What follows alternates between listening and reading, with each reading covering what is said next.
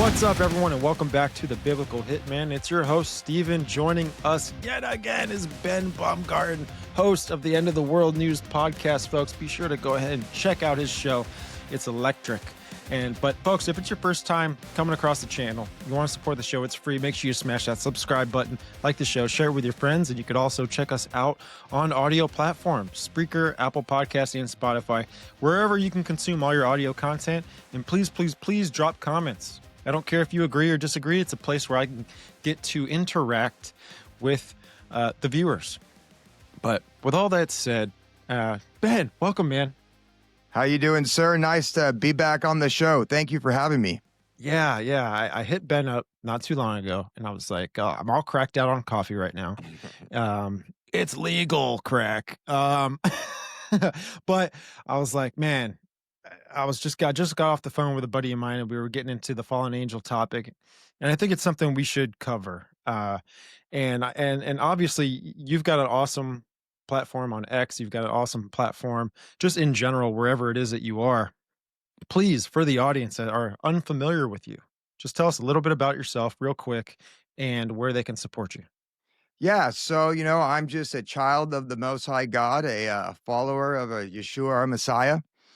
And I was saved by grace probably about 4 years ago. And obviously my walk with Jesus, my walk with our Messiah became stronger as I dug into scripture and stuff like that. But, and I was a big conspiracy theorist before I got into all that stuff. And then when I read the Bible, it put all the conspiracies that I was learning into perspective, right? With the help of other people who led the path before us and stuff like that.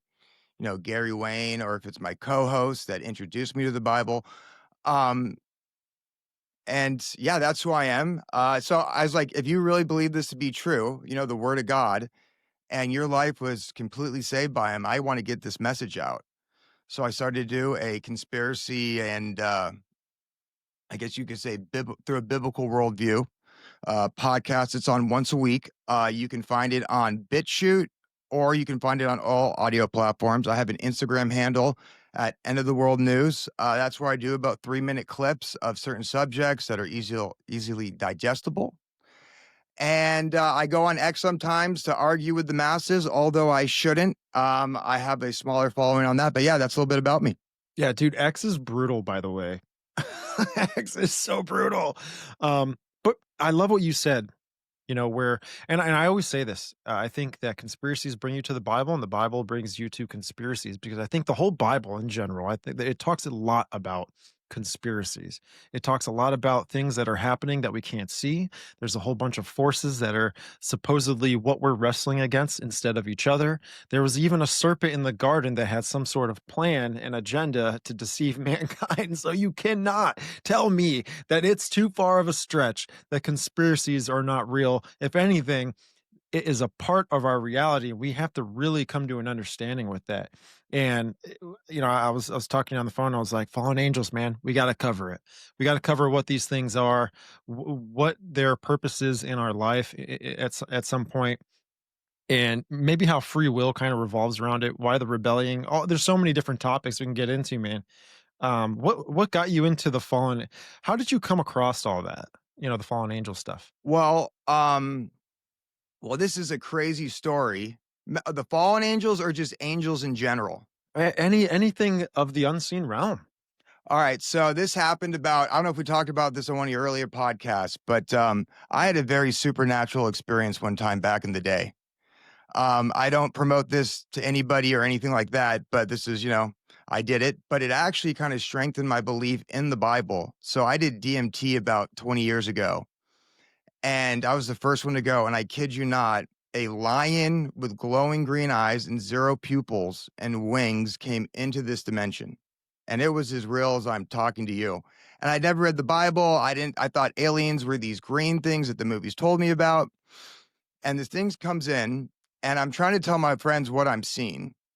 But before I get a word out, like as my lips are kind of moving, I don't know how to explain this, but a trance comes over me.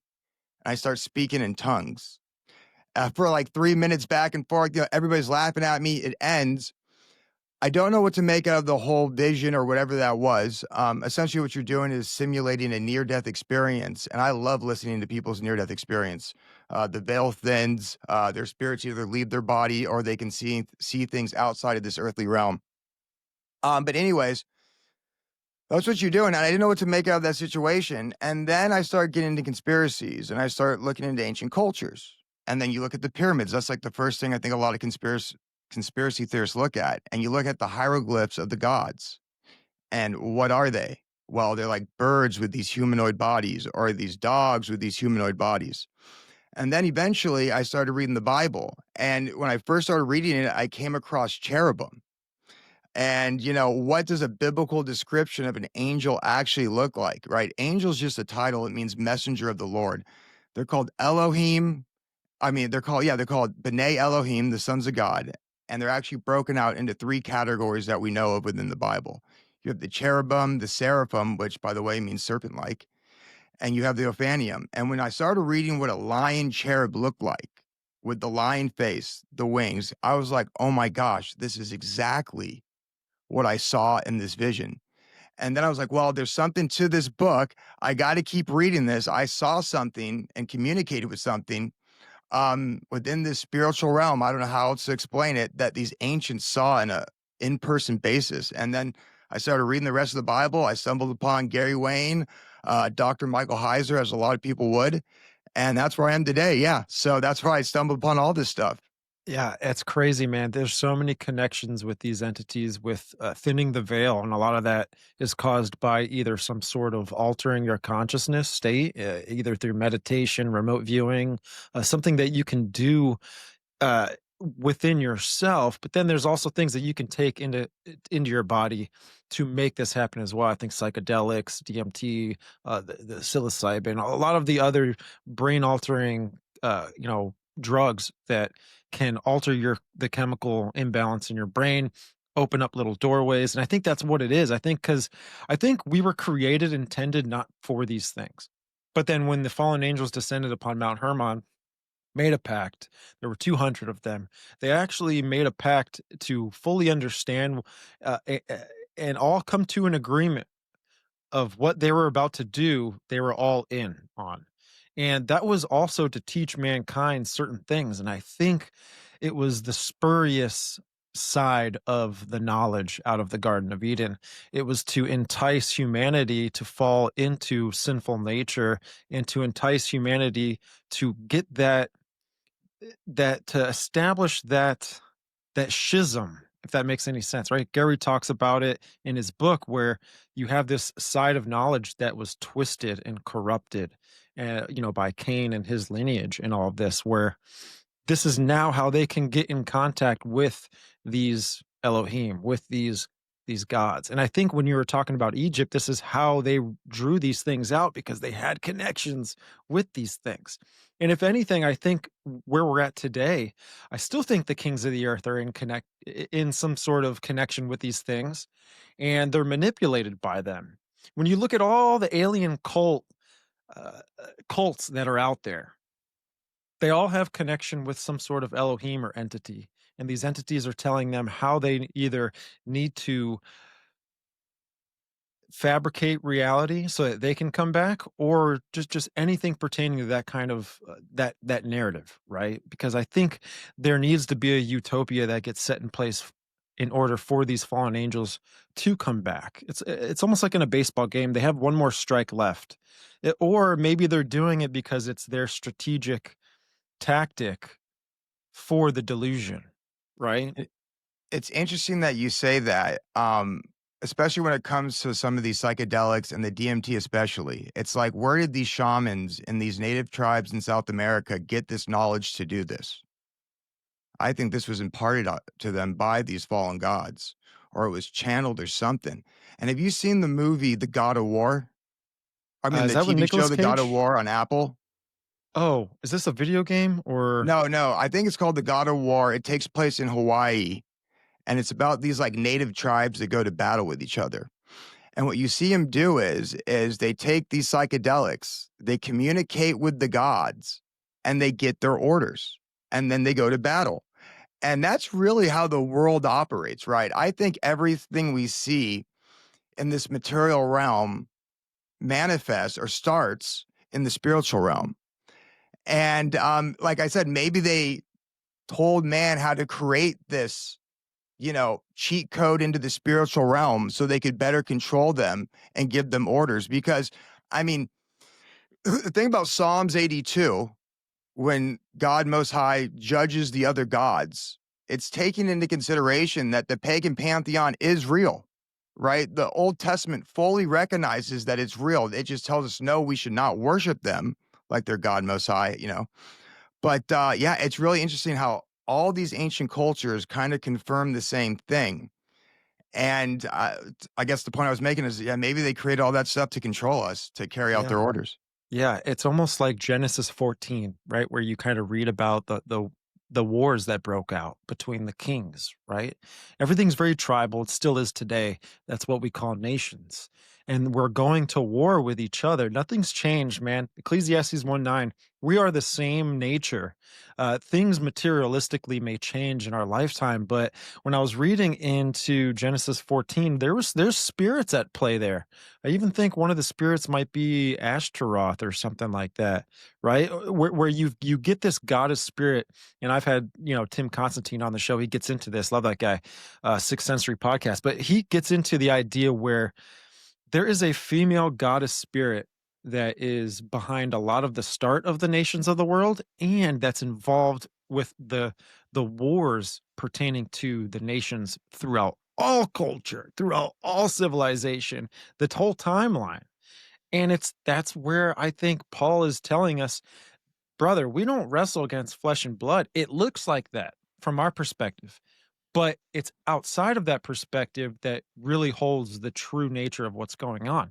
That there are these spirits, these fallen angels, a lot of these entities. Who knows that there's a separate hierarchy system throughout that ladder, but man, they are in control of a lot of these things. It's like what you talk about with Deuteronomy. There is a division here. God has his portion, and that's where the actual real war is. Maybe that's what the real war revolves around. Is that portion, right? Which I think we'll see it one day in our lifetimes, maybe in tribulation or something, where the whole world will go to war with us. And I don't know. I don't know your thoughts on that. Yeah, it's interesting about the whole Deuteronomy 32 thing because essentially what happened was, God disinherited the people. He got sick and tired of them because they tried to build the Tower of Babel. Some believe, like myself, believe it was a portal that could reach the heavens. And if it can reach the heavens, it can reach, the underworld and they can break out their buddies that were locked up down there from before the flood. But God always wanted to keep humanity in his family. He always wanted to give us a path. He never was going to stop that. So what did he do? He's like, all right, I'm going to take Israel. I'm going to have a specific group of people that's going to birth the Messiah. And when he dies for our sins, guess what? The Great Commission is on. And then we bring everybody from these pagan nations that once had a lowercase God that ruled over them back into the fold. And I mean, that's where the spiritual war is, I think. And I think that's one of the ways that we can play a role in if we are living in the end times, which I think we might be. I mean, I think that's really the role, right? Once Jesus died for our sins, game on. These people were no longer obligated to worship the gods of their ancestors that were actually ruling over them. And that's, I think, if you go into the Great Commission, it all goes back to there. So, yeah, these fallen gods, they play a huge role in the control structure of reality when you understand that, everything is started in the spiritual realm. And it's ultimately meant for us to denounce God, curse God to his face, and follow these pagan gods. It's so funny too how a lot of the rulers of the world, especially like in our past, I don't know if they they may call themselves this term today, but a lot of the rulers, the pharaohs, the emperors, the kings in the past would always relate themselves to a direct correlation with the pantheon of gods. They were technically calling themselves the sons of these gods.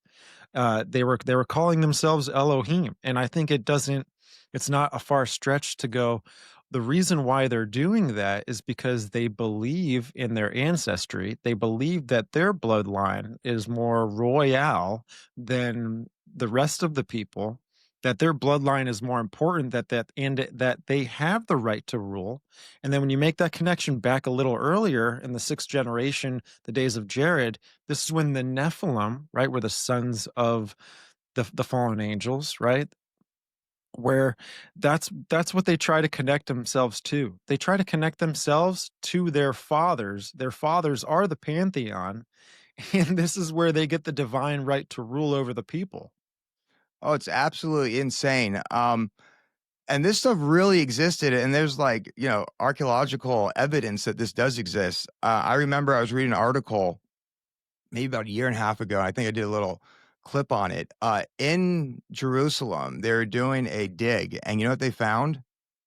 A Mhm. shamanic lady that they claimed was 7 to 8,000 years old. Now, I don't know really how old she was, but they said she was a shamanic princess because of all the jewels. But the interesting part of that story was, guess what? She had 6 fingers on each hand. What? Yeah, and if you read the Old Testament, the offspring of the Rapha, which are the post-flood giants, guess what they had? 6 fingers and 6 toes. And I think these lineages continue today, and, they run this world on behalf of these fallen angels, and I think if you read the book of Enoch, it says that demons are the disembodied spirits of these fallen angels. God would not allow their spirits to go to the heavens, and they are forced to roam this earth until the end of judgment to kind of test us. So I think you have this network of fallen gods and these demon offspring possessing these royal bloodlines. And if you look at all the royal bloodlines before, the conversion of Christianity throughout the West, all these royal bloodlines, they were all pagans. They all took their lineage back to the gods, and you can just type any culture, and if you just say, did the ancient emperor of this country or the ancient king of this country before they converted to Christianity believe they take their bloodlines back to these fallen gods? The answer is always yes, which is absolutely crazy. And I think maybe there's something about their DNA, their genetics that, these demons can somehow slip inside of them better. But I think a lot of times at some point, I can't prove this, but I think when you reach the highest level of these Masonic organizations, and we're talking about these bloodlines, and maybe some of the people, the blue collar guys they allow in there that are good at what they do, I think they do a ritual where they then allow a demon or Nephilim spirit to come into their body and kind of control them. Dude, this makes me think of externalization of the hierarchy. I don't know about you, but my goodness, and this is something that was written about by Alice Bailey. She's the one that founded Lucifer Trust Company, which is Lucis Trust now. They obviously had to change the name. It was kind of too obvious. But when you look at the sigil of the logo of the company, you could see that it's pretty much very resembles a lot of Poseidon. Poseidon was the one that was the king of Atlantis, right? So this is like this whole idea. It rhymes with Marduk. It rhymes with Zeus. It rhymes with a bunch of other things throughout different, culture. And getting into the externalization of the hierarchy, I wanted to get your thoughts on this, but my point of view is that maybe we are seeing that right now, but maybe it's a different view than what we expected it to be. Maybe we're seeing these spirits, these enlightened ones coming into the leaders of the world today, and who knows if these people are who they truly say they are? Who knows if they actually are fallen angels or not? But the whole idea that Alice Bailey wrote about is that this would happen and this would start in 2025, that this would be the year that this would take place. Well, we're in 2025. We're seeing a crazy impact on culture. There's a shift going on spiritually. There's a vibe in the air that we can all smell. The thing is are we, what is your view on that? My view is like, I'm thinking maybe it's more simple and maybe it's the spirits living through or influencing the kings of the earth today. And this is the externalization of the hierarchy, but I wanted to get your take on it. Oh, I think that's exactly what that is. And I think it's important to understand that so we know how to fight the agenda that they are trying to unfold in front of us. And I think when it comes to this like earthly realm, I don't think there's much we can do to stop the global agenda. These principalities or powers, which are these fallen gods and demons, have been running this place for the past, I don't know, 6, 7,000 years. I don't know how old people think the Earth is or when the flood exactly was, but they've run this place that entire time. So I don't think that we can stop what they're doing. But what's the ultimate goal? Well, the ultimate goal in this spiritual battle is to tempt us, is to get us to hate each other. Anything that Jesus would not do, they want us to do. And their plan, to your point, it seems like something has changed in the air. There's almost like darkness that has overcome this earth. There's more high impact events that are coming. I mean, we can get into this. Who knows what they have planned over the next 2 or 3 weeks, maybe a month. There's a lot of chatter from a lot of these influencers where, oh, something big's going to happen. You see, some lady who was a spokesman for the CIA just came out talking about a terrorist attack that's going to happen in the United States. And anytime I hear that, I immediately think false flag. But yeah, I Right. think that's these principalities and powers executing their plan because I think ultimately they want out of the abyss. They want out of Tartarus. They want to rule over us again, at least the fallen gods that were locked up. And I think they're trying to facilitate this end of days and play it out because they know what happens. And what happens is halfway through the last 7 years, these fallen gods are released back onto the earth, and their leader is actually Abaddon the Destroyer and Apollyon the Destroyer. A lot of the people think that's also Azazel from the book of Enoch, who taught humanity about how to make weapons and how to wage war with each other. I think as far as fulfilling the prophecy, and that's how it's going, I think this is all the ideas of the fallen angels. I think they want out, and I think they want to steal as many spirits in along the way. Dude, okay, so you triggered a thought. Man, I haven't had this thought before. It's crazy. So Apollyon, the destroyer, we can make a connection with that and the god Shiva. That Apollyon can possibly represent an alchemical change or a phoenix conspiracy idea where because this angel is released from the pit, that it it now has the ability to go to Earth and to cause something to happen. If they're called the destroyer, and it makes me think, would tribulation happen after that? And is the tribulation the destruction period? Because you have to think of it from a worldly narrative. The biblical narrative is that, hey, this is the tribulation, endure to the end, you shall be saved, Christ is coming. But the worldly narrative is that it could possibly be this is the world is going through chaos, climate change, all this other stuff, war, so on and so forth. And it's the spirit that is influencing all of this. But then there's this promise of a utopia afterwards. Maybe that the Antichrist would even come here and proclaim on the earth, and that he would be the one that would be the savior of the world out of this destruction, ushering us into a new utopia, an Elysium, something like that. Oh yeah, I mean, I think so. It's hard to because I have my own ideas on how I think this is going to play out, and I try to make it, you know, as biblical as possible. I also understand a lot of ideas that I have might not be as biblical as possible, but it's interesting to see how that Abaddon character plays out in the end of days because according to the book, he's released and he's set to torment humanity. He can't kill us, but they're going to torment us. And I wonder if this is going to play into the whole Project Bluebeam agenda moving forward.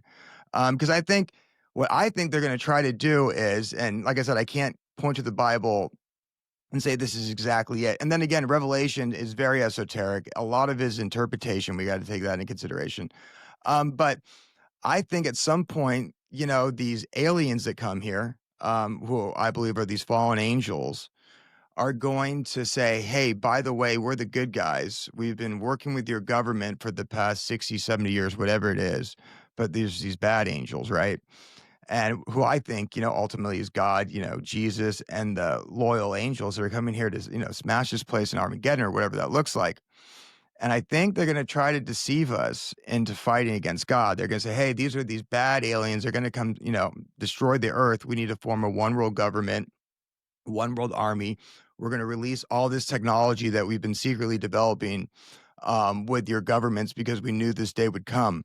And I wonder if that whole idea when Abaddon the Destroyer comes out and messes with people, I wonder if they're going to work that into this whole idea of Project Bluebeam maybe to deceive us. I'm like, oh, see, listen, these were the first initial aliens that came back and they tormented all of humanity. That's going to really kickstart this whole one world government and army. Yeah, yeah, yeah. No, I think, Taylor says it best. He's like that this is going to be a collaboration of things. It's going to be like a big shotgun round down a hallway, and it's where there's a big spread to it. So there's many different fractions of this that get put together into a whole. I think that Project Bluebeam could fulfill into this situation because it even play. I've been doing a research project with Project Bluebeam, the Raelian cult, and going on to shows and talking about the technology that they actually are working on to bring in this idea of utopia. All of the alien cults talk about that civilization, the people, we need to go through an enlightenment of our consciousness, and we need to bring in a utopia before they are to come back. It's almost like, beast system is set up, and then they're able to come in and be the driver of it. If that makes any sense, to take authority over it. But in these alien cults, they also talk about these messengers or these messiahs that have come in and out of civilization throughout the different time periods and cultures, where there's even been up to 40 of them, Jesus Christ being one, but we know that that's blasphemy because he's God.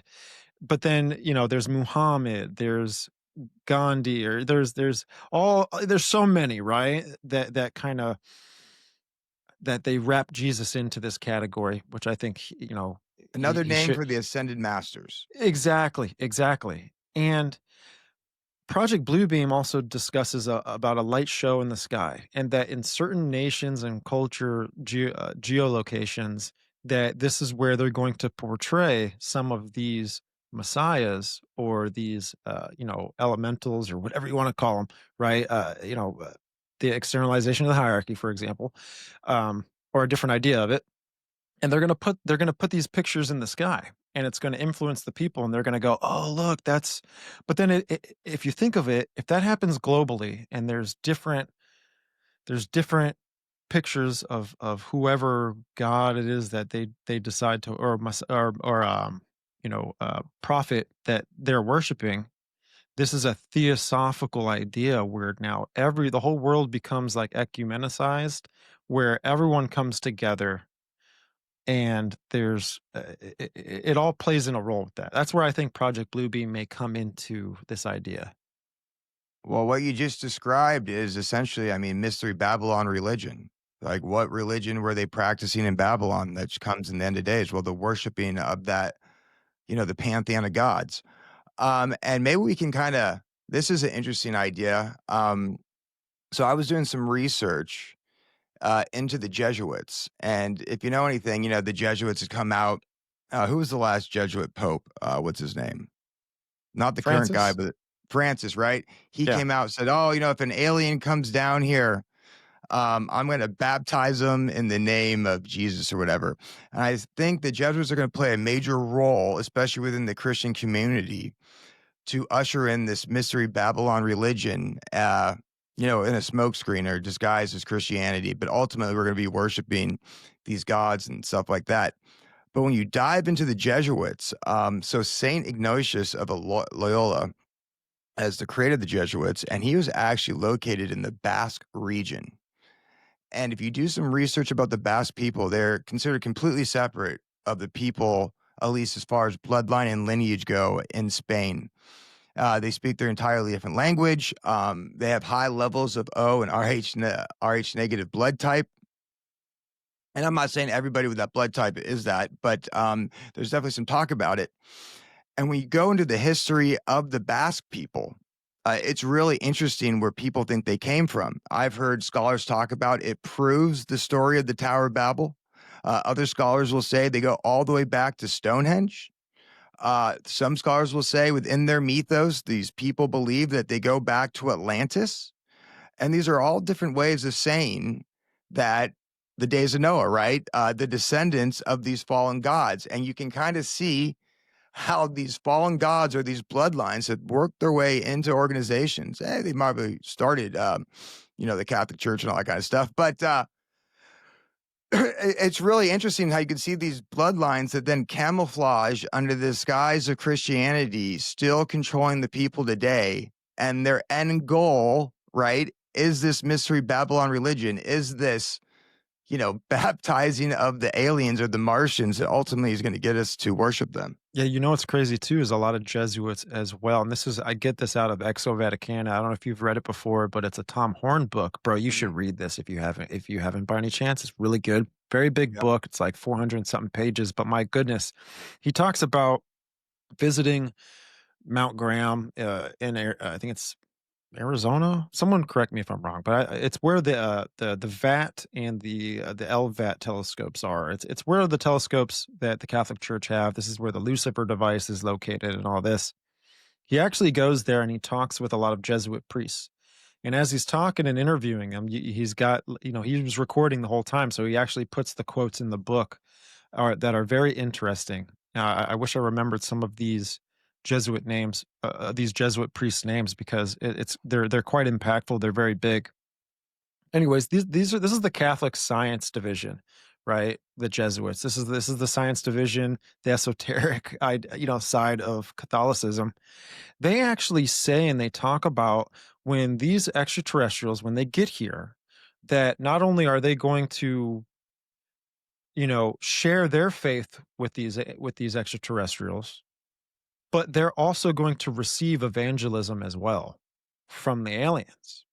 And with that transfer of ideas and spirituality, they even consider, this is their words, they consider to reinterpreting the Bible once they have become evangelized from these spiritual extraterrestrial beings, right? So that in their faith, in the root origin of it, they have already discredited the Bible. They don't have their faith in the Bible.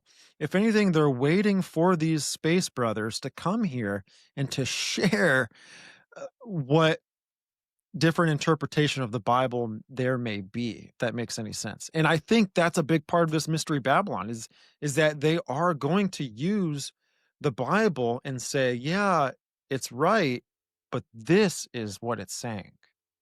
And it's interesting you say that. I think they're lying when they say we think they're aliens or we don't know who they are. I think they know darn well that they're fallen gods. And there's a really interesting picture of Pope Francis with a green alien on his outfit. Yeah, And that dude. green alien are the same designs, I think maybe that's in the deserts of Peru or whatever, that are left from when these fallen gods came down here, or the people made them paying homage to these fallen gods so they could see them up in the skies. And you're like, wait a minute, you're telling me this guy is supposed to be the vicar of Christ, Christ representative on earth, which I think is just a ridiculous statement. But, and he's wearing fallen angel symbology there. He talks about Martians. No, he knows exactly what these things are and why they're coming back. And like I said, I think they're going to usher that in like, oh, I didn't know this, but man, look at all this good knowledge you're giving us. We definitely have to change now when that was all the plan all along. Yeah, it's a part of social engineering to use these pop cultural terms, by the way. Martians, extraterrestrials, all this kind of stuff. They're really trying to spoon feed us till till to the youth, especially, so that then they pass it off to their children, and then it just constantly is a revolving circle with all that. But it's as we are accelerating to the future, they want this idea to be normalized almost from birth, dude. I mean, they're really trying this hard, and I think that I think this, right? I think when with Project Blue being incorporated into all of this, I think there's going to be fabricated earthquakes. I think that there's or engineered earthquakes, you may say. I think we have the technology to do that. I think they know exactly where some of these or these subterranean structures may be, so that when these earthquakes do happen, in a way, it's a hoax, but it's not. But the narrative will be used to point towards the Anunnaki, to point towards the ancient astronaut theory, right? And when they're pointing to that, that's going to be the enlightenment of consciousness. The utopia starts to get formed. Then, when that belief system starts to really mainstream around the world, now the fallen angels come to Earth, and then it only oxidizes and accelerates that belief even greater to where now they go to the Bible and they point and they say, "Hey, look, see where it says in Genesis where it says, 'Let us make man in our image?'" Boom. That will cause the falling away. That will cause the great delusion because people will choose to believe a lie because they love not the truth. Amen. Hey, I never even thought about it that way because there is that passage in the Bible that says, let's make them in our image." And I don't really know what that means. I mean, was that, a meeting between God and Messiah, when they were looking over the earth? I mean, I've read this passage. I forget.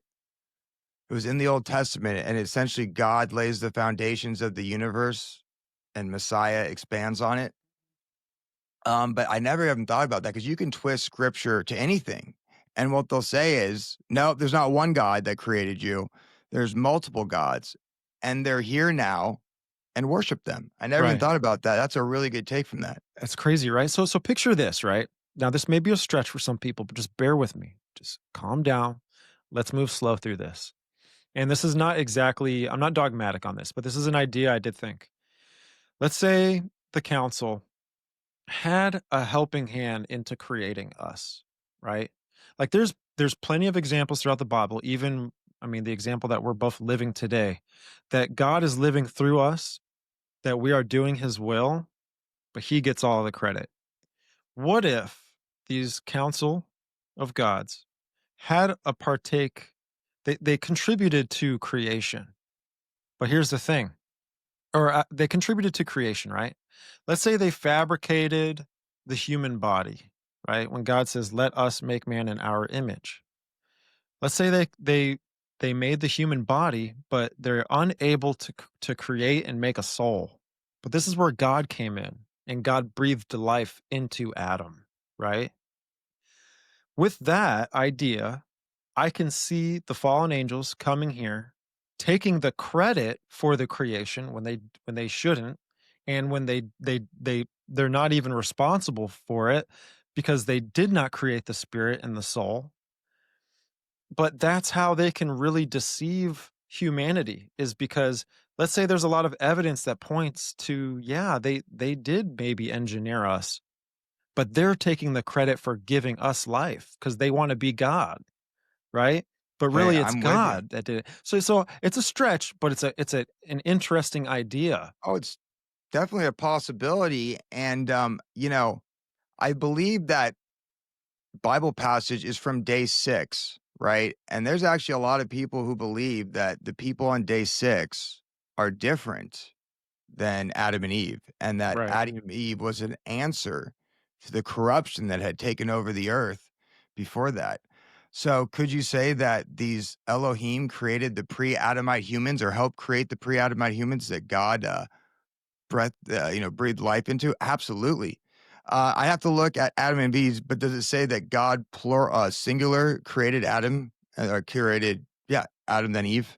Yeah, well, I think it just says, well, we can probably look it up, but I think it says, "Let us make man in our image," and then I think it says, God watered there was a mist that went across the ground, it watered the soil, and then maybe he did form that. And again, folks, I'm not dogmatic on the things that I just said previously. I'm just stretching a little bit. I'm trying to think of how the enemy could use this kind of idea against, you know, the church, right? The church, I think, would be the first target. We kind of see that today with politics. Yeah. Politics is targeting Christianity hardcore right now, especially with the Oh, events that happened, yeah, we might wanna get right? it. I mean, that was crazy, that whole, I don't even know what you call that, a rally for Charlie Kirk, a political rally for Charlie Kirk? Dude, but here's the thing, it really is gripping people emotionally and they're not thinking. And it makes me see some Christians that are falling into an idea Now, do I think there was good things that were coming out of that event? Absolutely, right? Do I think the spirit of God was involved in it? I think the spirit of God is everywhere and he's involved in everything. But you have to understand there's other there's the other team that is a part of everything, a lot of things as well. And we have to Oh yeah. really understand there's a chess game being played in front of us from both sides, good and evil. But looking at that event, dude, man, it just seems like there was a lot of theatrics. Right? There's a lot of theater. It seems to be that politics is manipulating religious movement in these times because it only supports political power. You know, again, I always am thinking with this whole right wing ideology right now and the force that's behind it. Like Trump said this, and this should be very shocking to everybody. But he said this to a group of Christians at a rally, and he said, "You vote for me, Christians. I'm a Christian. But if you vote for me, you'll never have to vote again." What does that mean? That means, at least from my perspective, now that I'm seeing his agenda roll out and what he's gotten done since being in presidency, he has rolled out the infrastructure for AI and a digital currency more than any other president ever has. So when he's talking about you'll never have to vote again, this rang a bell in my mind a few days ago where, oh shoot, is he talking about like the Club of Rome when they talk when and especially the Bilderberg groups and all these high these high royales where they're talking about a perfect dictator? Is that going to be artificial intelligence? Is this what they want to govern the nation and the nations? Wild stuff, bro. I don't know your take. Oh, I'm with you, and I think that's closer than we think. And if you take a look at what's going on around the world, geopolitically, and especially with war, it seems like there's some hot spots, and it's almost like they're going to a point of no return. I mean, Trump just came out and said that they should shoot down, Russian planes or drones that cross into NATO airspace, which is a stark 180 from where he was, 2 or 3 weeks ago trying to, get a deal. But, if that happens and then the Russian guy came out and said, "If that happens, that will lead to war." Like, these people want it, it's happening, and I think that they're laying the groundwork, to your point, so we become familiar with it, and when they rebuild this place, that's where they're gonna unleash it, and, I think that's when you're also gonna see that Mystery Babylon, religion. What I thought was interesting about, who stands to gain from this Charlie Kirk thing, and I don't know, this is just a theory, don't hold me to it, but you know who's the head of it now? Is Erica Kirk, and I'm not saying she really necessarily did anything, I'm just saying that she represents an institution, and she represents the Knights of Malta, and this is a ancient order that goes back to, like, you know, year 1000 as a hospital in Jerusalem, but it quickly manifested to a military organization similar to the Knights of Templar that would, bring, pilgrims down to the Holy Land, but also a lot of other nefarious stuff. I mean, they were given an island where they built a naval base to fight the Ottoman Empire on Malta in like 1500. And what's interesting about that organization, in 2022, Pope Francis, and mind you, this was all royal bloodlines. There was a law or rule within their constitution that if you want to be part of this group, you had to be European royalty. Like, this was like the who's who of pulling the shots. You had black nobility, you had the Bourbon family from France. We're talking about, the real movers and shakers throughout European history. But he changed the bylaws where you no longer had to be of your royal descent to be the top guy, the grand master of the organization. And then he slid in his Jesuit puppet. So now you have this Jesuit control over this, you know, turning point USA, if you will. I think symbols are important, just like when people look at those, memes where it shows all the, Israel influence within the American government and they post to the star. If you're going to do that, I think you have to look at it with Erica Kirk and you see this changing of the guard from the evangelical control or Zionist control of Turning Point over to the Catholic Church, which ultimately, like I said, is going to usher in this Mystery Babylon religion. Yeah, yeah, and the Mystery Babylon religion is gonna have spirituality behind it.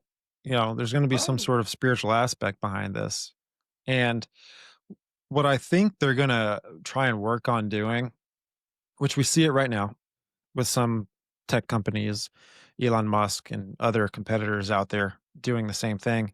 They're building robots, right? So robots is becoming a thing. Robots will be not something that's technically an automated idea where they're just able to do audio on phones or whatever, but they're actually going to be built into physical things. They're actually going to be conveyed looking like humans, and it'll get humanity conditions to the normalization of it, and then they'll try and slide in there that these things can be synthetics, but in order for it to be a synthetic would be to transfer your consciousness from your biological state into these robots. Because when you look deep down into these alien cults, the Elohim of these cults have said this is how they are able to live forever, that they build avatars and they transfer their consciousness in and out of these avatars throughout,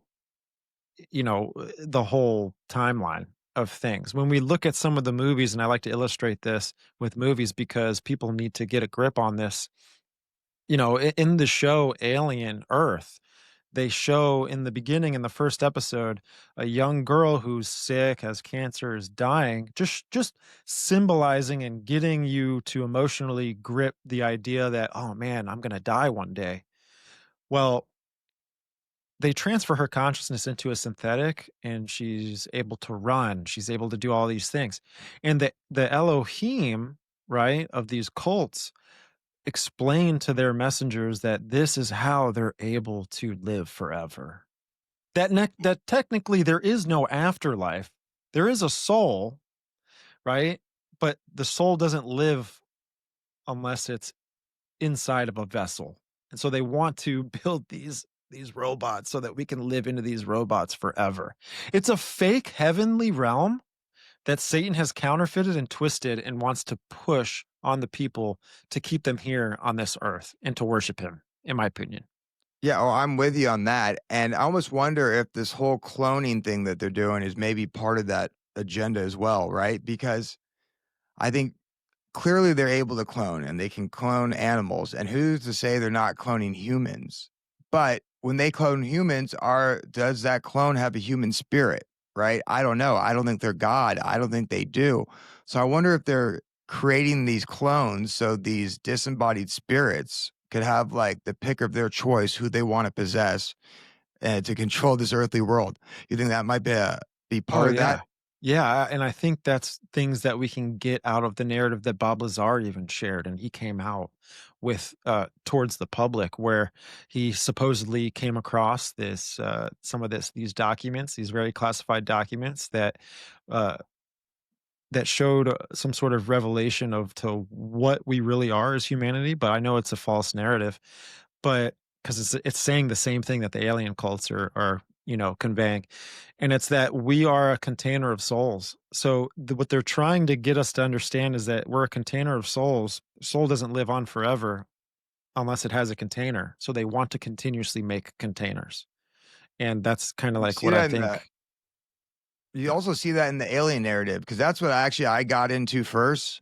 And when you hear about people's abductions and stuff, and you listen to all the stories, a lot of it is they're on this UFO, and these aliens or these grays or however they want to call them or describe them are actually transferring human souls to other vessels, if you will. And that's very vivid, and that's a common theme in a lot of these. Yeah, man, it's oh, I don't praise know if we can God, do man. that. You know? I don't know if we can transfer our souls into other vessels like that. No, but I think they want us to believe that, Yes. and who knows if this is like what the metaverse is trying to get us used to. It's just this idea, right, where we put on these Oculus lenses and we become this avatar. I think it's an idea that they want us to pursue. Maybe it could be possible, but here's the thing. You wanna move your consciousness out of your body, and maybe the consciousness of humanity is when the Bible talks about that the life is in the blood. Maybe the consciousness is the soul. It's what allows the body to actually function. It's the it's it's the gasoline that runs the car, right? Oh, If that yeah. makes any sense. And I Dude, think I had an there idea the other yeah, day because I love listening to people's near-death experiences, and it seems like as soon as these people leave their 3D, material bodies, that they have bodies already, and we know that the Bible talks about our glorified bodies. I wonder if our spirits are just our glorified bodies that are trapped in these human ones. bro, bro, maybe, Because it seems like so where, go ahead. like, there's just a seamless transition into leaving your body, and they all describe, "No, I have my hands, I have everything, but my body is completely different. Yeah. I don't hurt," all this kinda stuff, so I wonder if our spirit is actually our, glorified bodies. No, I mean, dude, I it could be. It could be, man. I think there's something to that. It's so funny you bring up NDEs and stuff. You know John Burke, right? I'm sure you've maybe listened Oh, to some I of his watched stuff. that podcast, right? Imagine Heaven? Yeah, so I wanna get that book, but he's got 2 books. I don't know which one to get because they look the same. Did you watch his podcast at all? No, no, but I was in Barnes& and Noble the other day. I saw his book and I flipped through it and I was like, "Oh, dude, I'm gonna get this book." It was like 25 bucks, but I looked on Amazon, it was $9 on Amazon. I was like, "Gonna get it on Amazon." Then I actually reached out to him while I was in Barnes& and Noble, and, I reached out to him on email, and I got an automated email back, but I'm hoping, I can get him on the show and have a conversation with him. But some Oh, of the that'd be NDEs are awesome. crazy, dude. Oh, they're crazy. Dude, can I tell you one that is my Yeah. favorite? Yeah, absolutely. It's truly incredible. And you can watch it on his, podcast. So he's took his book, a lot of the people in his book, and he turned them into, video podcasts, so you can actually watch the people who told him that story in real life give their story, and you can tell, like, there's something about reading it and then watching somebody describe it, especially when they're in touch with spirit. You can see a sincerity in their eyes. You could just tell they're not making this stuff up. But and what I know about the spiritual realm, and experience, this is 100%, I think, real. And there was a Hindu man who only knew his scripture. He believed in reincarnation, and he had a near-death experience where his, heart stopped for a period of time, and his spirit left this earthly realm. And he thought he was going to come back to Earth because he believed in reincarnation, but he wasn't, and he was surprised. And then he said he was taken to this place and shown two visions. And he described when he says shown two visions, he was actually taken to these places. He said the first place he was shown was hell. Like they brought him wherever it was, he was brought down to hell and he got to experience that and he got to see what it was like. And he's like, no, I don't want any part of this. And he gets taken out of this vision or this trip. He then says he's shown a vision and he looks up and there's this giant wall with 12 gates. And behind it, he saw a giant throne and a being at this point, you know, uh, on this throne that was huge. And he said, this was just the Almighty. I didn't know his name. I couldn't tell you how I knew this. Remember, I'm a Hindu man that believed in all these gods. He's like, this is the Almighty. He was like, somehow outside of this dimension, there's this knowing, there's this connectiveness that you could just tell. So then the Almighty comes out and starts talking to him. And they have a life review first, right? And he basically shows him every time he messed up and things like that. And then he goes, hey, I want to come through one of these gates, right? How do I get in here? I want to come through one of these gates. And he goes, no, for you, the path is narrow, right? He goes, but I'm sending you back to Earth. And he goes, well, what do I have to do while I'm on Earth to come back? Like, what church do I have to go to? What synagogue do I have to go to? What temple do I have to go to? And the Almighty said, none of that matters. I want to see what your relationship is with me 365 days a year, not one day a week while you punch your time card in and say you're a good whatever you are. And two, I want you to love your family and love the poor. And there's all types of poor. There's spiritually poor, physically poor. But that's what I want you to do when I send you back and go tell everybody what you saw. So, and he still only knows this being by the Almighty. They didn't really get into it past that. Maybe this was part of his journey. So as he gets sent back here, for the next 2 years, he's trying to figure out who this Almighty is. Remember, he's never read the Bible in his life. He only has his Hindu scriptures. and all part of God's plan. His daughter was in this secular choir and was asked to go perform at a church. So he's all right, I'll go support her. Why not? And he gets there a little earlier, and the pastor is actually giving a sermon, and he gets to catch the tail end of it. And the topic of the sermon was about the narrow path that Jesus talks about. Now, I'm going to butcher this, but essentially, according to the passage, Jesus says, the gate is wide that leads to death, I think, but the path is narrow that few choose that leads to life. And I know I'm butchering that, but that's the overall sense of it. He's like, oh my gosh, this narrow path. This is exactly what the Almighty told me. I have to read this book. And then he begins to read it more. And he reads the book of Revelations when John's spirit travels up to the throne room and he sees the kingdom of heaven. And you know how it's described in Revelations? A giant wall with 12 gates, each with the tribe of Israel over each one. He's like, what? This is exactly what I saw, right? This is even crazier. And then he continues to read this more and more. And then, one of the most famous passages in the Bible, teacher, teacher, what's the most important commandments? And what did, Jesus say? He said, love the Lord God with all your heart. Love your neighbor like you love yourself. All prophets and commandments hang on these two truths.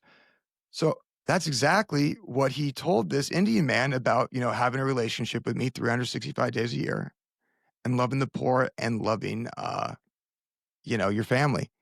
And would he come to realize that he actually met Jesus when he went up there and he later became a Christian? Oh, amen, dude. And you know what's crazy is that story is jumping around probably to multiple different podcasts that God is using him, right? It's because he said you have to go back. I'm not done with you down there, right? So, and he's using this as a testimony, as a beacon of light to bring people out of the darkness, right? So, and I think that's what God does with each of us, with your platform, my platform. He really is working through all of us. We're reaching an audience, and people are starting to kind of come around into this idea of the Bible. People are coming around to the idea of Christianity, who Jesus was, because I think there's been a war against who Jesus is. People need to understand, like, that's God, brother. Okay. Like, the word became flesh. Okay.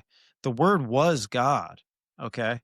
You need to understand that it was a supernatural event that happened. If anyone has any connection with supernatural, experiences in their life, just look at the Bible. There's supernatural events all over the place. Oh, This is we are adjacent to a spiritual world.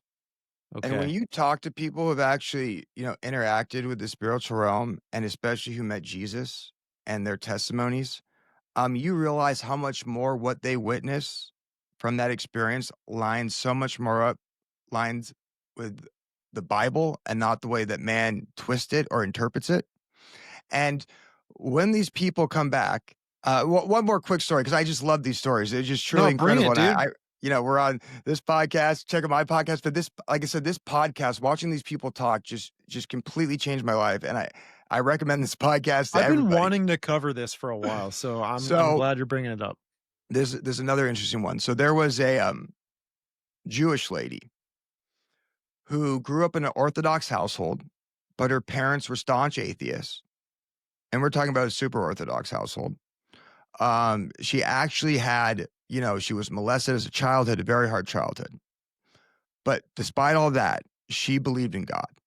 Now, she didn't believe in Jesus because she was told that Jesus was fake, this, and that, and some of the stuff that her father would tell her was absolutely crazy about God Most High and Jesus. But all throughout her early childhood, she said she just knew God was real despite what her parents said, and she would pray at nighttime. And she said when she would pray, she'd have this conversation, right? Just about everything going on in the world. She would just be talking to him, all this type of stuff. And she said she would feel this presence, right? This energy change around her. And she just assumed, hey, I'm talking to God. This is God with me, right? So she then turned 16 and she thought, hey, throughout her life, hey, I was a good person. I didn't do anything wrong, right? More or less. But anyway, she has this near death experience where she's bucked off a horse and she goes up to the heavens. And who she meets there? Jesus. And she was super surprised because she didn't believe in Jesus, but she did believe in God. And Jesus let her know that energy that she felt, that being with God or Messiah, in this case, it was actually Jesus that was with her. And then when you start reading the Bible, you realize, oh yeah, Jesus is this intercessor between us and God. It also says in Jeremiah, you know, if you search for me with an open heart, you will find me, right? So, as we're diving through all this stuff, I think if our heart is torn towards God, he's with us always. And eventually, if you do have an open heart, that leads to that Jesus is our Messiah. But what I thought was interesting about her life review, and they all experienced this life review, she thought that Jesus was going to go, oh, poor you. You had this horrible life. The world was horrible to you. And that she also thought, yeah, I wasn't that bad. But you know what she said? They didn't talk about that much at all. He acknowledged it and kind of comforted her. But they went over every time that she treated someone badly, whether it's all the way back, like second or first grade, if she said something mean. And she said that she could feel how these people, and like I said, it's just different outside of this earthly realm, right? This energies that you can feel, this knowing. She said she could feel, or Jesus put her in that person's shoes, and she could feel exactly what that person was feeling. And, I think that is just incredible, and none of these stories does Jesus, when these people meet Jesus, does he tell them, go down there, run for office, start this huge corporation, control the world. No, man. It's what did you do to other people and correct that? You know, when Jesus would come up to people and forgive people in the Bible, he would always end it with, and sin no more. And that's essentially what all the direction that he gives these people is, hey, love God, love me, and love your neighbor like yourself, and try not to sin more. I mean, that's the overall message within all these stories. Yeah, it's crazy, man. No, it's a beautiful thing. I want to get in. I want to get his book. I want to get John Burke's book. I want to get into it. Have you read it at all, or you just kind of catch the podcast? No, I watch the podcast religiously. I should get into it, but I'm more of a visual guy and auditory guy. And, there's one thing about reading, it's cool to, because you can kind of create it in your head, but there's just a sincerity about these people who meet Jesus. And I'm talking about there's like grown men, 50 years old, blabbering on camera, especially because they were living a life of sin. And some of them went to hell first before they actually went to heaven to meet Jesus. And just to see the emotion, um, on these guys' faces, and as they explain to him what happened to him in first person, to me, like, I wish I could go to a church like that all the time, right? Where people Yeah, just give their testimonials. right, right. Dude, so It's incredible. I've heard another one where wasn't there like a sticker or something on a fan or something? Wasn't there like a surgery of someone that was they were going through a surgery? I'm just I can't remember it exactly. I was wondering if On you're his, or just familiar an with it. overall story? Just an overall story. Oh, yeah, and that actually made the mainstream news for a little bit on some of the programs, where this lady was having a surgery and her spirit left her body and she could watch the entire surgery.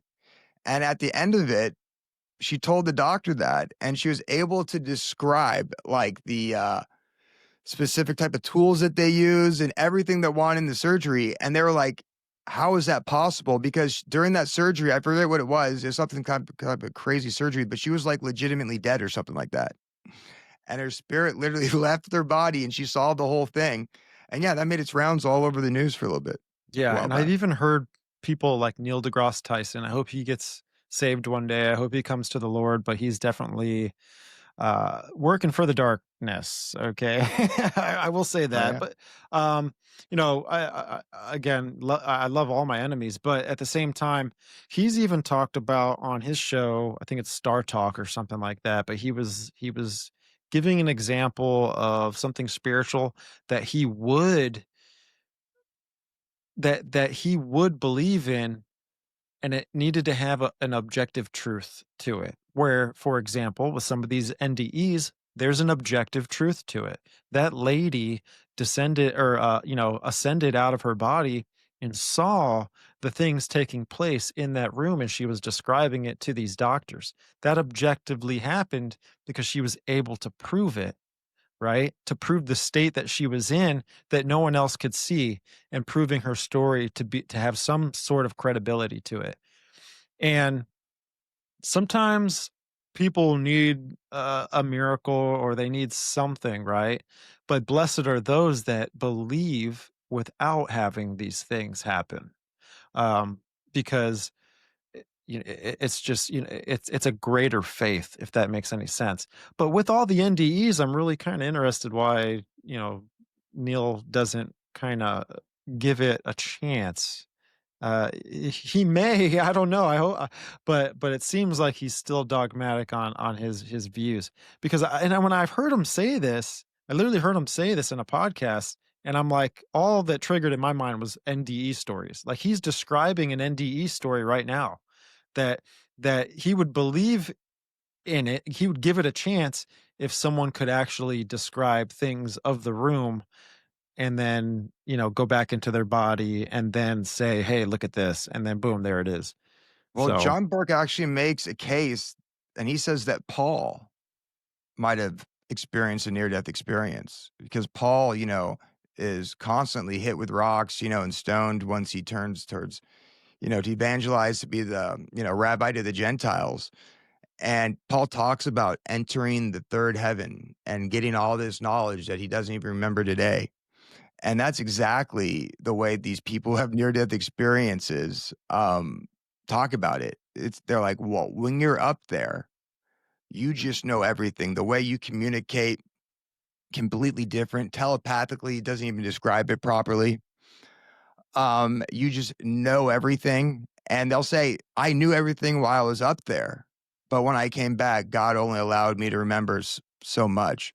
And it's exactly, the way Paul describes it, going up to the heavens and receiving all this knowledge and then coming back here, which is super interesting. yeah, and I think, and it depends, right? If people can believe in whatever cosmology that they want. The Bible is pretty particular of the heavens, right? There's the sky, there's the second heavens, and then there's the third heavens. Pertaining to the heliocentric model, right? That this is a globe Earth, that kind of has a rooted foundation in the Big Bang, right? This whole theory. When you actually look at that model, and there's pictures of it all over the internet, there's a source of light that exploded and then casted everything out in a forward direction of space and time. And then there's pieces of matter that are involved in that, and that's what technically the world says we're on this floating piece of matter, right? That was superheated and then over time cooled down, and then terraformed with agriculture and water and all this kind of stuff. When I'm looking at the idea of a second heaven pertaining to that model, I see it as space, right? It's this idea of space and these other pieces of matter in space, these celestial bodies, planets, whatever, lights in the sky, right? At some point, I still think we don't know what we're looking at. I don't know. I lean towards a biblical cosmology foundation with everything, because I'm like a Bible believing Christian, right, at the end of the day. But will I consider both models? Sure, because maybe there's something in the middle, right? I think that leaning one way or the other is like kind of culty, in my opinion. And I think it's even deeper than we can really, speculate on both sides. I'll tell you But one thing. Oh, but then that oh sorry, but then that third heaven pertaining to that model, that heliocentric model, would probably be that source of light where they say existence first started, right? And that could maybe be like the throne of God. We yeah. an idea, throwing it out there. It's interesting. Well, what I found interesting, I just did a interview with a guy who knows all about flat Earth. This guy Josh Monday, Oh, and love Josh. Yeah. he brought up the scientific trinity, and he started off with what was it? The Big Bang theory, and it turns out that that guy was Jesuit, and then he went to Darwin, who had ties to Freemasonry, and then with the heliocentric model, you have Copernicus, which Mason lodges are named after. and you have 666 all over it. And I'm with you. I don't have to pretend to know what shape the Earth is exactly. I mean, it could be so crazy. The amount of stuff that we definitely get wrong while we're down here is going to be astronomical. I think when we go up to the heavens. But I'll tell you one thing: I just don't believe what they're telling us.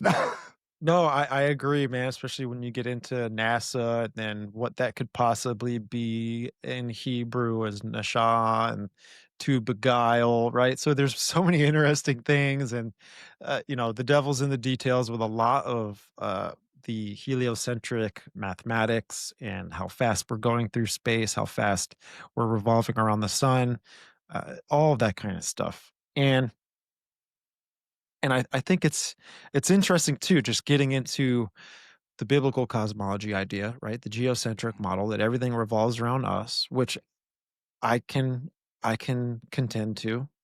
And the North Star could be the throne of God. This is the star that doesn't move. This is, that third heaven, so on and so forth. That kind of idea, right? You follow me? Mhm. Yeah. Yeah, you love listening to these people talk too. It's because it's weird.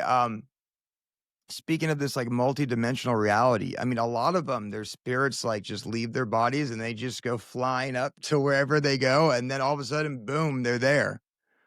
So I don't know if they cross over the firmament or anything like that, but no, I mean, like I said, I like talking about it too, is because I think everything back to, the point with these gods, right? And these fallen angels, everything, even our God, right? When he created the heavens and the earth, I'm sure it was initiated within this spiritual realm that we're no longer in. And when you understand that, you can kind of get a better grasp at how all this stuff works. And I would say the spiritual realm is probably more real than our realm, because at some point our realm's going to disappear, but the heavens will always exist. Yeah, and there a lot of scientists say that uh, the space, the content, that whole area, right? Outer space, right? Which would be outside of uh, our atmosphere.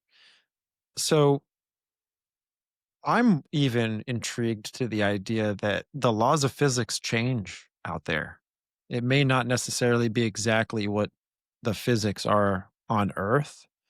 A lot of this stuff is, through equations, mathematics, and theories, and spectroscopy, and a bunch of other different tools that they use to map out this illustration of what they think is going on. But I think it changes. And going back to the Mount Graham, right? The Catholic Church, the Lucifer device in the telescope, that they see incredible things every day. This is why they believe what they believe. This is why they talk about being evangelized by aliens, is because they see incredible s- uh it's spectacular things that are happening in the sky that they're like, what, this has to be an Mm. idea. Their idea is extraterrestrials. But it's things that are not obeying laws of physics, and it's spiritual matter, in my opinion, which I think could be a real thing. I know people are Well, like, spirit is not matter, but what if it is? I We think can you only nailed it. perceive like so much of the spectrum of light. You know that, right? Like we can only Oh, perceive so much. So it's an no, I idea. think you nailed it. I mean, that's the one thing I also told, flat earthers. Don't try to understand how real physics work through these earthly eyes. Because I think what quantum physics is kind of pointing to is everything we thought about physics that we view our reality through is all wrong. Yeah. So that's the one, adversary. I say, listen, it could do that. I mean, I don't know. I don't put anything beyond God's possibilities. It could be, shaped or spin in or something like that. I don't know how the universe really works with the physics, but I do think, to your point, I think physics actually is different than what we think they are, and the Yeah. physics out there definitely are different. I listened to Kent Hovind describe this one time, and he said that because of the laws of inertia, if something was casted in a certain direction, the laws of inertia would have certain things spinning all symmetrically, all together in the same direction. But when we look at other systems, other planetary solar systems, that we can actually see not only are there like binary and like, all kinds of different suns in these solar systems, but some of the planets are turning in the opposite direction than they should with all these kinds of laws. So I even think you get a lot They of are. things pertaining, yeah, which is crazy. And there's another interesting thing where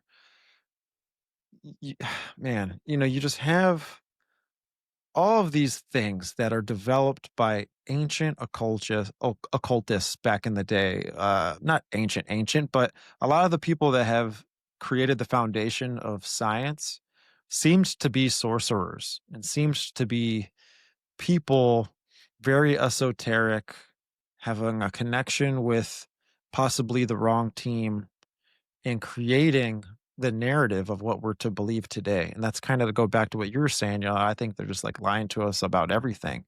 And I think the lie has become the truth. I think they've repeated the lie so much. Yeah, I'm not saying everything's a lie, but I'm saying that there's a lot of things that are in there that definitely are written in science books and written in books in schools that people are educated on that are portrayed as truth, but they're just hypothesis. So what I'm saying is, I think there is an agenda going on behind the idea of what creation is, because at some point, why wouldn't the devil want to do that to deceive humanity for the wide road that leads to destruction? And so people can discredit that we have a creator, so that people subscribe to Darwinism, and subscribe to evolution and subscribe to this idea that nothing created something. And it blows my mind. Well, you nailed it right there that a lot of these science guys are really dark art sorcerers, hardlining mysticism, as Sam Tripoli says. And the foundation of science is the seven sacred sciences from Hermes the Magician, which is, a lot of people believe comes from Enochian magic when these fallen watchers came down and taught the evil Enoch all this information. So, just at its foundation, if that's correct, um, then it's faulty. And where the seven sacred sciences get it wrong, because there are some truths within it, like energy manipulation, stuff like that. Manifestation to a certain point is real. I pray. I think that's manifesting within God's will. But what they don't do in the seven sacred sciences, and I've heard Gary Wayne say this often, is they don't give a creator God any credit. They only view the energy that started all this as energy for us to manipulate it, right? No intelligent design whatsoever. So I think that's at the foundation of all science to discredit a creator God. And no wonder, because modern science came from these fallen gods who are in a spiritual battle with God over humans on earth. So there you go.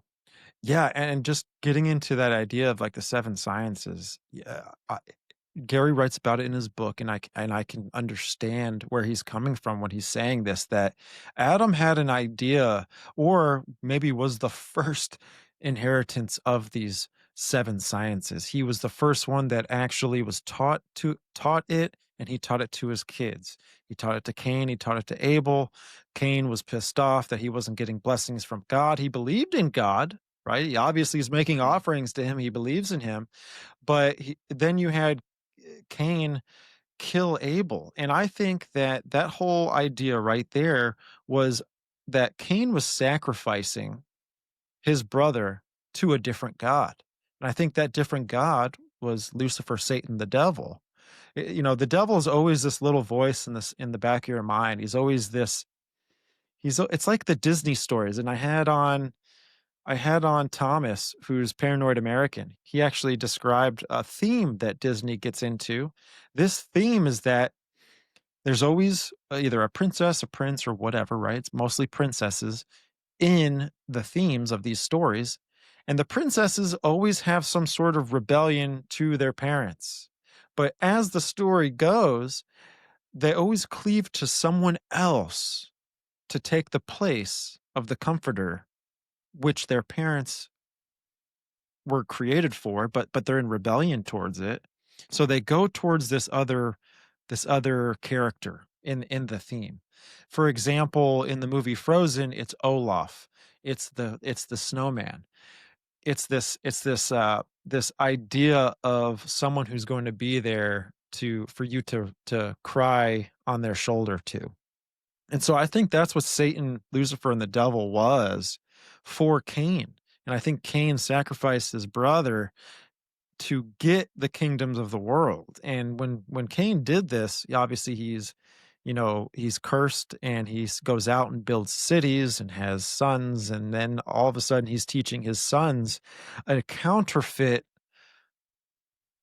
idea of what the sacred sciences were intended to be and were initially established as. For example, you have astronomy and then you have astrology. There's like this pantheon that gets involved in this idea of the seven sciences. There's this deification, this divination, and this worship of multiple gods when and it becomes a religion which involves sacrifice, ritual, and all kinds of other evil things. And I think that was the schism between Cain and his parents, and he went and he cried on the shoulder of Satan. And Satan was, because if you think about it, what took place with Satan, or the serpent and Eve, was he was questioning Eve the things that God said not to do, Mhm. and in a way led her into being seduced, which then led into being beguiled, deceived. And so I think that's the meta narrative right there, with So all that. I think that's really interesting. So you're saying that that inner voice, and I believe that. I think these demons and Satan can put ideas into our head and we act on them. I mean, you just read what happened to Judas, where Satan actually goes inside of him and changes his heart, right? Putting ideas in himself. So you think that he sacrificed his brother knowingly for all this stuff, or Satan was just giving him these ideas to do it because he knew that he could accomplish all this other stuff? Do you think there was I like think a it was pact between like, him and Satan, or was it just Satan playing off his own sinful nature? no, it could have. I can lean that way too. I can lean that way as well. I'm not dogmatic on it. I think it's an interesting thought experiment, right? To where Cain wanted blessings for something. And in order to get a blessing, you had to have an offering. And Yeah. so let's say Satan didn't have a direct involvement. It wasn't directly involved in it at all, like I was just initially saying. Let's say it's Cain and his own sinful nature that was thinking in this way. Uh and that but then when you think of that, it's kind of when you think of the New Testament, and you think of Jesus, saying, I forget what verse it is exactly, but he's like, Jesus is saying that Satan was a murderer from the beginning. So so that's something to take into consideration of, what exactly could have been happening there. It could go both ways. I And I'm agree with with you you. because I mean, there's a reason why we should hold all our thoughts captive. We don't know where a lot of our thoughts come from. I almost think that like when you're living in spirit and you get a bad idea, and then you start you get a good idea, and then you start kind of battling with that, and you're going to do something worse.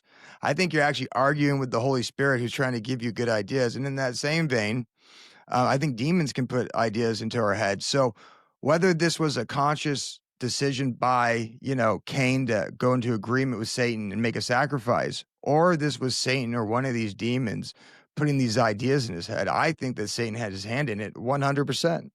I think I they agree. have their hand Yeah. in everything. And that's what I mean. Like it all goes back to the spiritual realm where these fallen gods have dominion over. They have dominion over our earthly realm from this realm with the powers of principalities. And I think they're just manifesting through these vessels to carry out their agenda. No, I agree, man. I agree. And it's so funny how we can see that, at least in our reality, is we see these and I agree with you. I agree with you. Again, I'm not dogmatic on anything that I was talking Oh, about. I love If this talk. Yeah. anything, they're like thought experiments, and they're We're growing here, people. Let's go.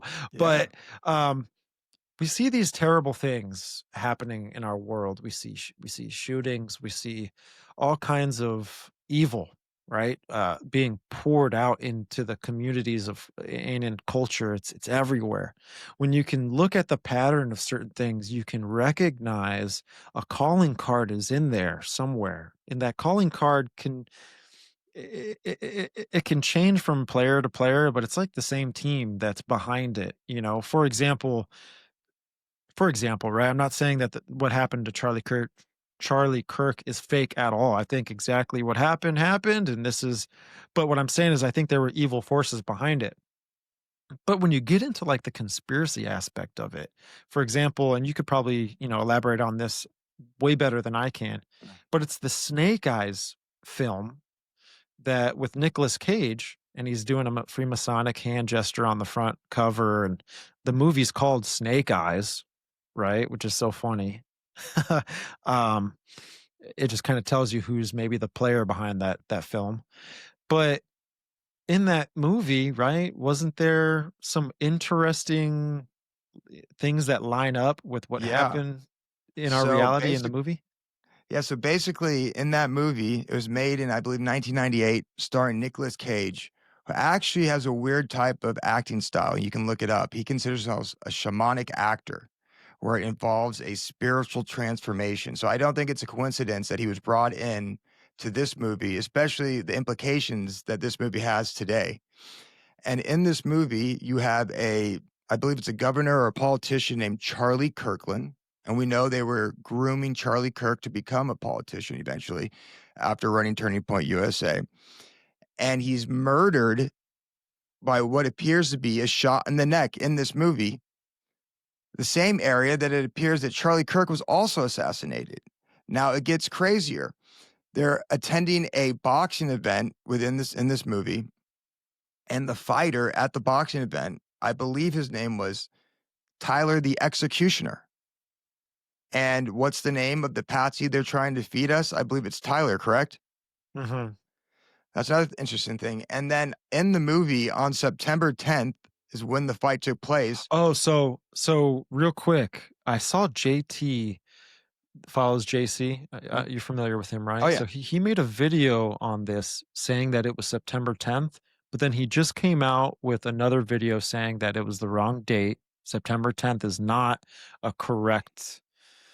It's not correct. It's actually September 19th. So So, did you see? So the reason people came to the date of September I don't 10th. know. I'm just throwing that out Oh, yeah, there yeah. in case there's Well, I think from what disinformation or I something. saw is what they pointed to why they knew the date, unless this was changed with AI. And at this point, you have no clue what you see on Instagram, if Right, it's right, real or right. fake. There is what's it called? A big poster that was advertising the fight, and the fight was taking place on September 10th, and he was killed at the fight. So that's why people think that it happened on September 10th. But I Right. mean, And I that agree with you. alone, It could be AI switching it up to you know, discredit us, to make us look, like, oh, these guys are tripping, and don't listen to these guys. Once we're on to something, they'll try and like get something in there. What's funny too is the boxing match. The boxing match has a blue corner and a red corner. And with the Charlie Kirk campaign that he was running, going to different universities, it was red versus blue, right? Uh, it was a political argument that he would get into with people, man. So, but yeah, I saw JT come out with a new video saying, "Hey, there's a video I have out saying I was claiming that the movie was saying September 10th. I was wrong. It's September 19th." But then again, that's where like we're in this age where AI uh can change things. It's almost like the freaking Mandela effect, which I'm not like a Mandela effect full on believer. I think that they can just change these things, or they can put things in the movie where people will say certain sayings and then you think it's a Mandela effect because you're conditioned from one source, which is different than the original source. So I don't know, there's a lot to go with yeah. it. And Yeah. people are saying that that might be predictive programming. I don't know anymore if that movie because there are a lot of similarities. It's predictive programming. I wonder if it's part of like a magic trick or a ritual magic trick. Yeah, yeah. They speak it into existence first because I mean, if there is a connection between the two events, I mean, what does that say about everybody involved in it? Well, that's what I'm About saying. Charlie Kirk, about his wife, about Trump, about the hit squads that took him out, whatever agencies they represent. I mean, are they all part of this, group where they're at the highest levels and even at the lowest levels? I mean, the mid levels, they're just dark art sorcerers and they know exactly what's going on. Yeah, and I think it's easy to say that that's the calling card, is that we see these things share some sort of similarity, and we know that the spirits of darkness are involved in Hollywood. They're involved in a lot of these chaotic events, right?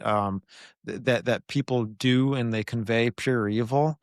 Um, and I think I just think that's how we can see that all these things are connected on a spiritual level, because the timeline doesn't mean anything, right? These things don't revolve around time. If anything, they might be outside of the concept of time, just because of their nature. And they can do these certain things to where we, as physical brains and physical eyes, where we perceive it like this, we see it as conspiracy, but really it's because it's the force that's behind it is is uh is just giving you a calling card saying, hey, yeah, hey, I'm kind of responsible or It's absolutely something. insane. When I saw that, I was like, what? Like, It's trippy. It's trippy, dude. It really is, man. It is, man. It is. But brother, dude, hey, what a freaking show, man. I'm excited to share this with you on your platform as well. I love doing shows with you. It's always a good time. I hope the folks enjoyed the show. I hope the audience uh loves the show. If you love the show, support us where we need it the most. Ben, where can they find you? Not you personally, but where can they support you? you can support me at End of the World News on Instagram, on BitChute for a video podcast once a week where we discuss the political events that are going on. It's more like a news show, but we do it through a biblical worldview. And you can find me on X. I'm on there sometimes, either commenting or getting pissed off at reading comments. But and you know what? I do want to say this also. And I talk about my last week all over my social media has been about Charlie Kirk, right? Because it is a huge event. It's an impactful event.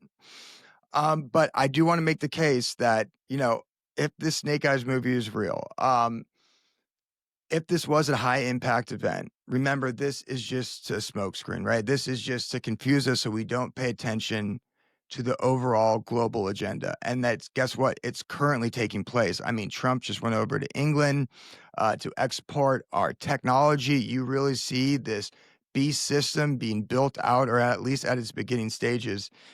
And I think that that might be more important while we, fight with each other on who killed Charlie Kirk. Was it this group? Was it that group? Um, I think this is just one of their tactics to divide us. So let's stay focused on the truth, which is Jesus, right? Which is God. And let's focus on the Great Commission. Amen, brother. Amen. It's always a good time having you on. I love it. We really get a good message out there. It gets Holy Spirit filled in this thing. And again, man, thank you so much, brother. I appreciate you. I'm going to do a little quick breakdown segment of the show. But till next time, man, everyone go support Ben and his platform. Thanks, buddy. Thank you. All right, Biblical Hitman at Debrief. Ben, thank you, man, for coming on the show. It's always a good time whenever we get on the microphone. It's electric, high energy, high octane. And we talk about the real things that need to be discussed because, my goodness, is it so important to cover the idea of these principalities, fallen angels, these these wickedness in high places. It is what we face as an enemy on the daily, other than obviously the flesh that we are wrapped up in here, and to push towards living a righteous life and to picking up our cross each and every day and doing the will of God and to being in that will, right? So it's very important. And I also think part of being in that will is using our voice and to get out there and to get this message to people everywhere, wherever you are. it's important to understand that fallen angels are the principalities that are ruling in these areas of government and that are running a lot of these areas of political power. You can't dance around that idea anymore because the pattern throughout history shows what's going on. Now, is that me saying that God can't work through certain governments? Not at all. This is a chess game, okay? And I'm not specifically dogmatic that it's all bad. I think this is a chess game, which is on, when you think of a chess game, it's played on a single board. That single board is our reality, and it's saturated with two teams. There's the good players and the bad players. There's there's an opponent on each side, if that makes any sense. Um, but it's interesting when you get into the Genesis 6 idea, when you get into the sons of God, the B'nai Elohim, what their agenda was and what they wanted to do to humanity. They had an agenda against humanity, right? And we have to understand that because the agenda hasn't slowed down, hasn't gone away. It's still here. It's leading to what we understand, as eschatology. And wherever your eschatology views are, I respect all of them. Okay, we've obviously had a lot of recent eschatology prophecies that did not come true, right? The rapture of September 23rd and all this kind of stuff. I think we should show grace on some of these people. And I hope God's working in their lives to where, hey, maybe we shouldn't pick a date for this stuff anymore. And how it can make us look like, I'm not calling people a fool, but it just makes Christianity look dumb. So I think we should call out the wickedness for as it is. I think that's what makes us look very credible. And with the date setting, let's just kind of give that a rest. It's okay. I mean, I get the enthusiasm that people have behind it, but understand that there's other areas we have to fight the war in. So we talked about a lot of things with this episode. And again, shout out to Ben Baumgarten, End of the World News Podcast. I enjoy it every time I get him on, man. We get into the nitty gritty. We got into Mystery Babylon a lot too. I got that in my notes. This new idea of a religion, right? We know that the New World Order consists of a few things. That's a new world currency, a new world religion, and a new world government. This is the trifecta, the Hermes Trismegistus. I don't know if you want to make a connection with that or not, but it's like this false idea of a trinity. And it's just this idea of a foundation and a beast system to have the right to rule over the people. And I think it's God that has the ultimate right to rule. I don't think it's man at the end of the day.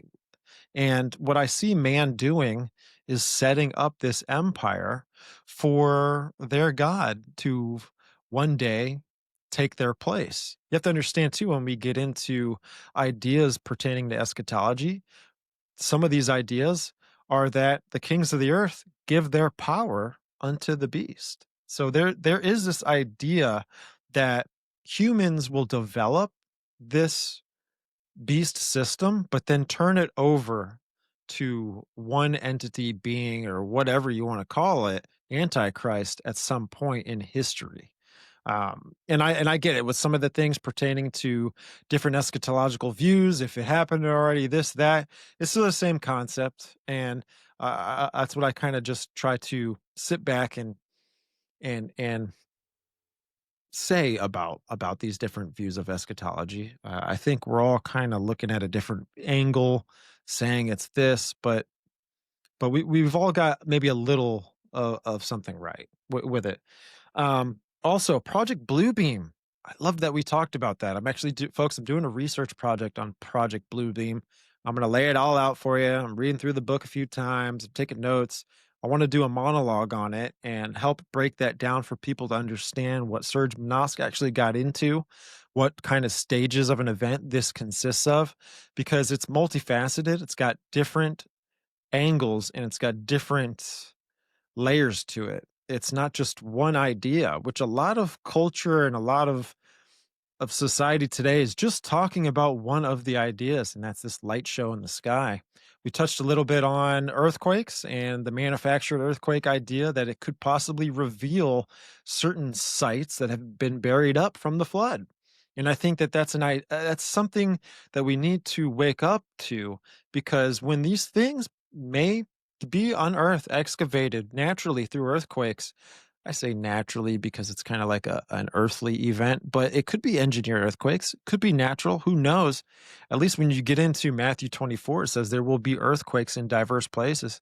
So I'm wondering if this maybe has a play into it, or if, you know, earthquakes are naturally happening right now, so it conditions society that, hey, earthquakes are a constantly reoccurring thing. And, no shock that if an earthquake unearths a UFO or some ancient cultural site, archaeological site, where now we can see that the Space Brothers are our creators. We know that that's a false narrative and a contributor to Mystery Babylon. All of this is going to contribute to this idea of Mystery Babylon. So we have to be ready for it. We got to keep our eyes on the lookout. We are the children of the light. We are not the children of the day. So let's be sober and watch these things, folks. And, let's get closer to Christ each and every day that we have here on earth. Let's focus on our faith with our Savior.